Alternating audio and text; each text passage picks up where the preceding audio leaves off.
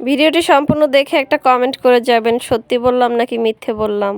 Hello everyone, আসসালামু আলাইকুম। কেমন আছেন আপনারা সবাই? আশা করি সবাই ভালো আছেন এবং আলহামদুলিল্লাহ আমিও আল্লাহর রহমতে ভালো আছি।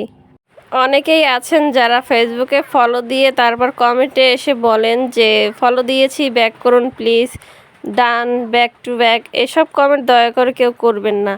আপনার কন্টেন্ট যদি সবার ভালো লাগে, সবার পছন্দ হয়, তাহলে সবাই এমনিতেই লাইক, কমেন্ট, শেয়ার করবে এবং ফলো করবে।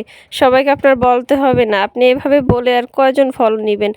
আপনার ভিডিও দেখে যে ফলোয়ার্সগুলো আসবে, ভিডিও যদি পছন্দ হয় সবাই আপনাকে ফলো করবে।